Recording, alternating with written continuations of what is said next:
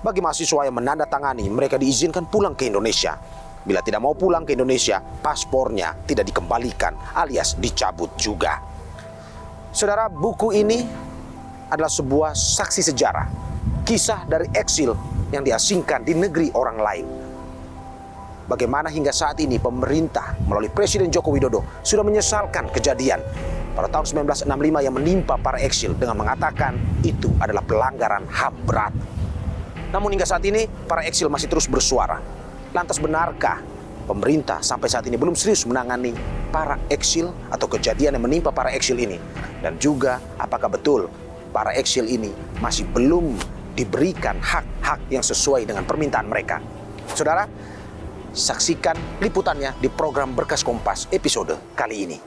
Maka ikatan dinas harus bekerja untuk negara selama 3 tahun. Tetapi karena peristiwa 65 Bapak tidak bisa kembali. Iya. Tidak bisa kembali atau takut kembali? Tidak bisa kembali karena saya dicabut paspor.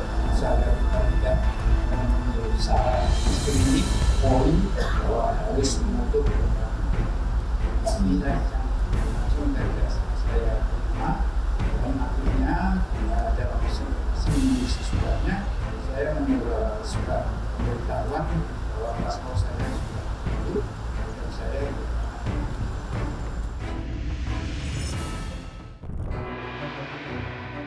Mereka adalah Sudaryanto Yanto Priyono dan Yaroni Suryo Martono. Di era Presiden Soekarno pada tahun 60-an, keduanya mendapat beasiswa dari negara, mengenyam pendidikan tinggi. Suryo ke Ceko, sementara Sudaryanto ke Rusia. Tapi gejolak politik di tahun 1965 memaksa mereka menjadi eksil, diasingkan, dan tak bisa pulang selama puluhan tahun. Bukan cuma Sudaryanto dan Yaroni saja, ribuan pelajar Indonesia lainnya di luar negeri terdampak di masa pergantian kekuasaan dari Presiden Soekarno itu. Terutama pelajar yang menimba ilmu di negara sosialis, sebab mereka dituding memiliki korelasi dengan PKI, Partai Komunis Indonesia. Per tahun 2023, Kemenko Polhukam mendata jumlah eksil di luar negeri. Korban peristiwa 1965 tersisa 139 orang. Mereka yang ingin pulang dan berbakti pada negara, usai menimba ilmu di luar negeri, malah mendapat label eksil. Bak terjeruji, tak bisa kembali ke negeri sendiri. Udah punya satu permintaan, katanya tersendat. Oh ya, apa? Kataku berdebar menanti. Take me home, katanya dengan suara yang serak. Yes, of course I will do, sahut saya segera sambil air mata mengambang. Please bring me to my mother, desah suara semakin serak, menahan tangis. Sosok ibu baya ini adalah Suryani Agustin. Ia istri dari mendiang Rusdi Marhun, seorang eksil asal Payakumbuh yang saat itu belajar ke Moskow, Rusia. Agustin bilang meraih beasiswa ke Rusia jadi batu loncatan besar karena Rusdi datang dari keluarga sederhana. Sebagai sulung dari 7 bersaudara, Rusdi jadi tulang punggung keluarga. Sebab karena lumpuh, bapaknya tidak lagi mampu bekerja. Waktu itu, usia Rusdi masih 19 tahun. Suami Suryani ini bermimpi, usai meraih titel insinyur, akan lekas kembali ke Indonesia. Selain mengabdi pada negara, Rusdi bisa mengangkat derajat keluarga. Tetapi impiannya kandas sejalan dengan keadaan politik dalam negeri yang memanas. Rezim baru pimpinan Soeharto yang di tahun 65 mengambil alih kekuasaan dari tangan Soekarno mengirim surat pada para pelajar di luar negeri yang mesti mereka teken.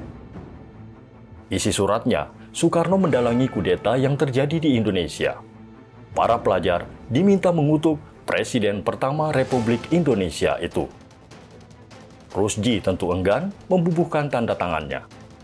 Mereka sangat menghormati dan memang mereka mau pulang untuk Soekarno. Boleh dibilang mereka mau pulang untuk Soekarno untuk menyampaikan ini loh Pak Presiden, kami udah belajar, kami udah nuntut ilmu. Kalau tidak tanda tangan ya paspornya nggak diperpanjang. Terus kalau yang tanda tangan pun boleh pulang, tapi sampai di Indonesia tuh kenyataannya dimasuk penjara juga. Agustin menuangkan perjalanan suaminya dari seorang pelajar lantas menjadi eksil dalam sebuah buku yang ia beri judul Mengapa Ingin ke Moskow, Uni Soviet. Termasuk salah satu bagian terperih kala sanak suaminya mengalami diskriminasi. Upaya Rusdi yang mencoba mengontak famili di Indonesia selalu nihil tanpa hasil. Sampai datang surat dari sang amai, yaitu Ibunda Rusdi. Isinya, kamu terus belajar, tidak usah pulang, jangan pulang. Amai sudah anggap kamu mati. Di Payakumbuh itu mereka didiskriminasi. Sebentar-sebentar Amai dipanggil, sebentar-sebentar Amai dipanggil oleh itu Polres. Anak ibu mana dia? Mana yang satu lagi yang satu lagi? Amai bilang saya nggak punya anak saya udah mati katanya. Udah merasa oh saya sudah dikucilkan dari negeri saya gitu. Rusdi muda amat sedih. Lara menyelimuti karena ia tidak bisa pulang. Luntang-lantung di negeri orang tanpa status kewarganegaraan. Dari Moskow, Rusdi lantas berpindah-pindah negara hingga mendapatkan suaka di negeri Belanda. Di negeri kincir angin itu, ia membangun kehidupan sebagai pegawai swasta hingga menikah dengan Suryani yang merupakan ibu rumah tangga. Meski demikian, stigma masih melekat padanya. Orang-orang Indonesia di Belanda itu sangat tidak mau berhubungan dengan orang-orang yang terhalang pulang. Tahu dia dari Rusia, mereka langsung minggir. Gitu.